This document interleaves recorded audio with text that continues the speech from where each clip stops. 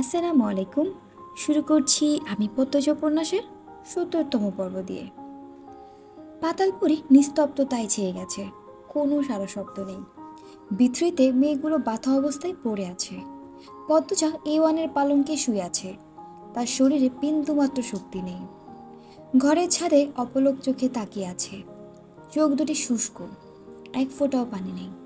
নিষ্প্রাণ হয়ে গেছে সে। বিটুর দরজার পাশে দেওয়াল ঘেঁষে বসে আছে আমির। তার চাহনি এলোমেলো, মস্তিষ্ক অন্যমনস্ক। এক টুকরা ছোট পাথর কামড়াচ্ছে, পাথরটা দিয়ে নিজের দাঁতে আঘাত করছে। মজিদ তীক্ষ্ণ চোখে অনেকক্ষণ যাবৎ আমিরকে পরখ করছেন। তিনি আমিরের হাবভাব বোঝার চেষ্টা করছেন। আমিরের দুই হাত অনেকক্ষণ ধরে কাঁপছে, এমনকি তার শরীরও কাঁপছে। মজিদ বিস্মিত। আমির দুই হাতে মাথা চেপে ধরে সেজদার মতো উবু হয়, আর্তনাদের মতো শব্দ করে মুখে, দুই হাতে মেঝে খামচে ধরার চেষ্টা করে। খলিল কিছু বলতে চাইলে মজিদ আটকে বললেন, এখন কোনো শব্দ করা ঠিক হবে না, ওর মাথা ঠিক নেই। আমির সোজা হয়ে বসে, তার চোখ দুটি রক্তের মতো লাল হয়ে গেছে। মেঝেতে শুয়ে দুই হাতে নিজের চুল টেনে ধরে, কিছু একটা ভাবছে সে। দেখে মনে হচ্ছে সমুদ্রের অতলে সে হারিয়ে যাচ্ছে। পানি খেতে খেতে তার নিঃশ্বাস বন্ধ হয়ে আসছে। কোন দিকে সাঁতরালে কিনারা পাওয়া যাবে ঠাউর করতে পারছে না। মজিদ খলিলকে নিয়ে সরে যান। আমির উঠে দাঁড়ায়, ঘরে পায়চারি করে, ঘন ঘন নিঃশ্বাস ছাড়ে। ঘাড়ের রক্ত শুকিয়ে গেঞ্জির সাথে লেপ্টে আছে। আমির চেয়ারে বসে হেলান দিল। চোখ বুঝতেই ভেসে ওঠে পুরনো মুহূর্ত। আকাশে লক্ষ লক্ষ তারা, তার মাঝে ছিল একটা মাত্র চাঁদ।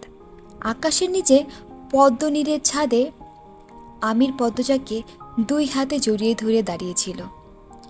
মৃদু কোমল বাতাসকে সাক্ষী রেখে পদ্মজা বলেছিল, পৃথিবীর শ্রেষ্ঠ পুরুষ স্বামীটি আমার, সেই প্রতিটি মেয়ের আমাকে হিংসে করা উচিত।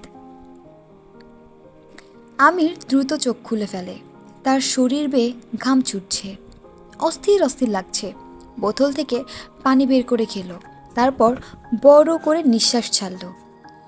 এক কোণে পড়ে থাকা শাড়িটা হাতে নিয়ে আগুন ধরিয়ে দিল। যতক্ষণ না পুরো শাড়িটা ছাই হয়েছে, এক দৃষ্টে তাকিয়েছিল। ঠোঁট অদ্ভুতভাবে কাঁপছে, সে কি কাঁদতে চাইছে? মজিদ হাওলাদার চেয়ারে বসে সিগারেট ধরালেন। খলিল বলল, আমিরের হাবভাব তো ভালো না ভাই, আলমগীরের মতো কামনা কইরা দেয়। মজিদ দৃঢ় কণ্ঠে বললেন, এরকম হবে না। আমির কখনো নিজের তৈরি করা সাম্রাজ্য ছাড়বে না। তুই বের হয়ে যা, মন্তরা বসে আছে। তুমি এইখানে থাকবা? আর কেউ আছে এখানে? মেয়েগুলোকে তো বারেকে সাহায্য নিয়ে সামলাতে পেরেছি, এখন ওরে বাইরের পাহারা বাদ দিয়ে ভেতরে আসতে বলবো? রাগো কেন? আমি তাইলে যাইতাছি। কাঞ্চনপুরের চেয়ারম্যানরে বল শুক্রবারে আসার কথা, কোনো ভুল হয় না যেন। আচ্ছা ভাই। খলিল বেরিয়ে যায়। মজিদ ধোঁয়া উড়ান। পুরো ঘরে সে ধোঁয়া ছড়িয়ে পড়ে। আমির A1 দরজার সামনে এসে দাঁড়ালো। স্বাভাবিক হতে তার মাঝরাত অবধি সময় লেগে গেছে। দরজার বাইরে থেকে উকিতেই দেখল পদ্মজাকে। অন্যদিকে মুখ ফিরিয়ে শুয়ে আছে সে। আমির দরজা ঠেলে ঘরে ঢুকলো। পদ্মজা দরজা খোলার শব্দ শুনেও ফিরে তাকালো না। আমির কথা বলতে গিয়ে আবিষ্কার করলো তার কথা আসছে না, গলা বসে গেছে। সে পদ্মজার পায়ের কাছে গিয়ে বসলো। আমির পদ্মজার পায়ে হাত দিল। পদ্মজা পা সরিয়ে নেয়নি। আমির বেশ খানিক মুহূর্ত বসে থাকে সেখানে, তারপর বলল, সকালে আমরা অন্দরমহলে যাব। পদ্মজা জবাব দিল না। আমিরের এখানে বসে থাকতে অস্থির বা অস্বস্তি হচ্ছে। মনে হচ্ছে সে যতক্ষণ এখানে থাকবে পদ্মজা নিঃশ্বাস নিতেও পারবে না। তাই বেরিয়ে যেতে উঠে দাঁড়ালো।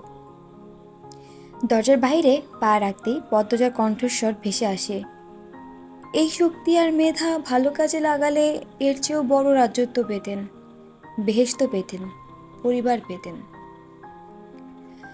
আমির শুনেও না শোনার ভান করে দরজা ছেড়ে A1-এর দেওয়ালে ঘেঁষে দাঁড়ালো। সেখানে উপস্থিত হলেন মজিদ। আমিরকে উদ্দেশ্য করে বললেন, বাবু এদিকে আয়। আমির মজিদ একসাথে সোফায় এসে বসে। আমির ক্লান্ত, ক্লান্তি তার চোখে মুখে। মজিদ বললেন, 2 দিন পর শুক্রবার, মনে আছে তো? আমির মনে করার চেষ্টা করলো। শীতে তারা শীতবস্ত্র বিতরণ করে। এই নিয়ে বড় সমাবেশ হয়। কত কত গ্রাম থেকে মানুষ আসে।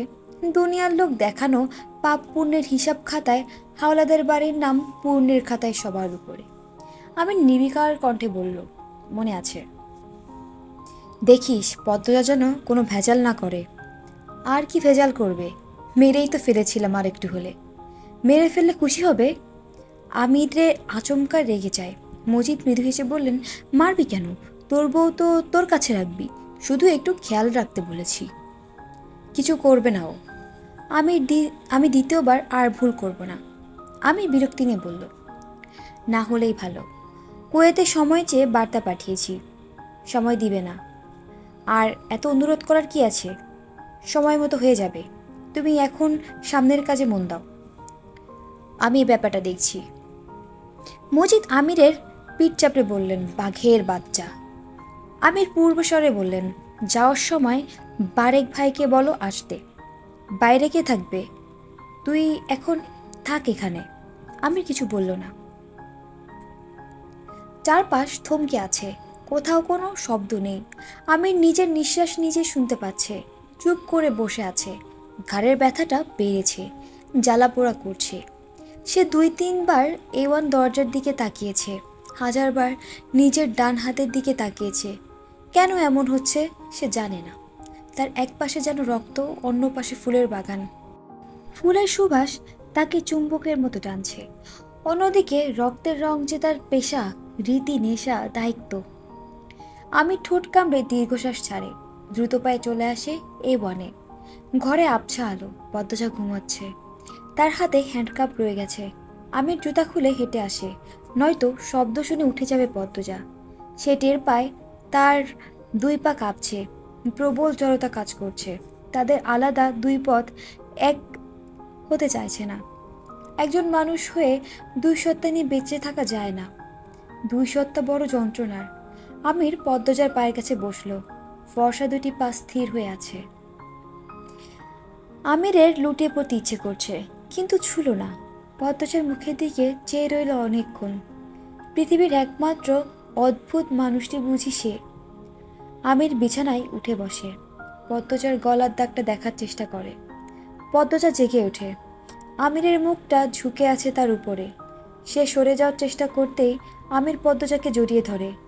পদ্মজার বুকে মাথা রেখে শক্ত করে জড়িয়ে ধরে রাখে।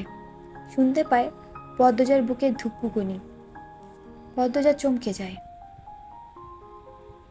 পিনপতন নীরবতা বিরাজ করছে। উত্তপ্ত নিঃশ্বাসের শব্দ ছাড়া কিছু নেই। পদ্মজা ঢোক গিলে বলল, আপনার রাজত্বে এসে আপনার সাথে পেরে ওঠা আমার পক্ষে সম্ভব নয়। তবে এইটুকু তো বলতেই পারি, আপনার ছোঁয়া আমার কাছে সবচেয়ে নোংরা, অপবিত্র। আমির জবাবে কিছু বলল না, চুপচাপ সরে গেল। অন্যদিকে ফিরে শুয়ে রইল। পদ্মজা আমিরের পিঠের দিকে তাকায়। বুকটা হাহাকার করে ওঠে। এতক্ষণ তো সে শক্তই ছিল। আমিরের প্রতি তার বিন্দুমাত্র ভালোবাসা আসেনি, মায়া আসেনি। এখন কেন এমন হচ্ছে? আমিরের সাথে সাথে নিজের প্রতিও ঘৃণা চলে আসে। হাজার মেয়ের জীবন নষ্ট করা মানুষটাকে সে এখনো ভালোবাসে। তার মন কাঁদে। পদ্মজা ছাদের মেঝেতে তাকিয়ে মনে মনে হেমলতাকে বলল, তোমার মেয়ে এত খারাপ মানুষ কি করে হলো আম্মা? আমি পাপিকে ভালোবেসে পাপ করছি, ক্ষমা করে দিও আমাকে। ক্ষমা করতে না পারলে অভিশাপে পুড়িয়ে ছাই করে দাও আমায়। যাদের ভালোবাসাকে বাজি ধরতে হয়, ভালোবাসাকে রক্তারক্তির যুদ্ধে নামতে হয়, বুকের ভেতর ভালোবাসাকে সন্তর্পণে লুকিয়ে রাখা যায় না, তারা বোধ হয় সবচেয়ে বেশি অসহায়। পদ্মজার 2 চোখ বেয়ে জল গড়িয়ে পড়ে। সে ভেজা কণ্ঠে বলল, যেদিন আপনার মনে হবে আপনার দ্বারা আর কারো ক্ষতি হবে না, পাপ হবে না, সেদিন আমাকে পদ্মাবতীর ডেকে জড়িয়ে ধরবেন। আমি নিশ্চুপ রইল। কিছু বলার মতো ভাষা তার মস্তিষ্কে নেই। সে নির্বাক। পৃথিবীতে 3টা মানুষকে সে ভালোবেসেছে।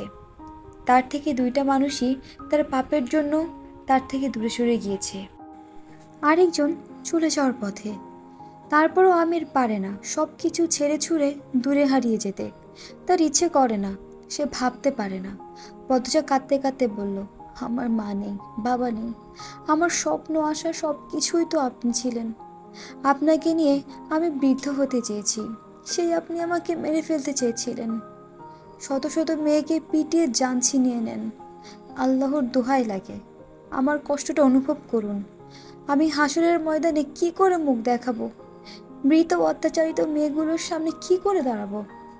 হাসরের ময়দানে সবাই আমার দিকে ঘৃণ্য চোখে তাকিয়ে থাকবে।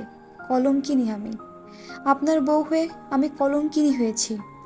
মেয়েগুলোর বাবা মাকে আমি কি বলবো? তাদের নারী ছেঁড়া ধনকে ছিনিয়ে নেওয়া পুরুষটিকে আমি ভালোবেসেছি, এই কথা কি করে বলবো? বলতে পারেন?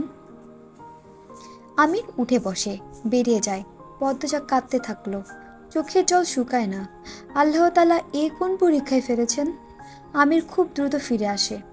তার হাতে লম্বা একখানা বস্তু। সেই বস্তুটি ছিল বিছানার উপর রেখে প্যান্ট থেকে চাবি বের করলো। হ্যান্ডকাপ খুলে পদ্মজাকে বসিয়ে দিল। তারপর পদ্মজার সামনে বস্তুটি ধরে শান্তভাবে বলল, আমি পারবো না সরে আসতে। এই তলোয়ার ব্যবহার করা হয়নি, খুব পছন্দ করে এনেছিলাম। তোমার হাতে তুলে দিলাম, যদি পারো মুক্তি দিয়ে দাও আমাকে। কোনো কলঙ্ক রেখো না গায়ে। হাসরের ময়দানেও তুমি সবচেয়ে সুন্দর, সম্মানিত এবং দামি থাকবে। শুধু বেহেশতে দুজনের একসাথে রাজপ্রাসাদে থাকার স্বপ্নটা পূরণ হবে না। আমিরের বলা কথাগুলো শুনে পদ্মজার গায়ের পশম দাঁড়িয়ে যায়, বুকে ব্যথা শুরু হয়। আমির পদ্মজার 2 হাত মুঠোয় নিয়ে চুমু দিল, তারপর বলল, শেষবার ছুঁয়েছি, আর ছুব না, শপথ করছি, আর ছুব না। তারপর ছুটে যায়, বেরিয়ে যায় ঘর থেকে। পদ্মজার দম বন্ধ হয়ে আসে। মিনিট 2 পার হতেই চাদর খামচে ধরে হাউমাউ করে কান্না শুরু করে।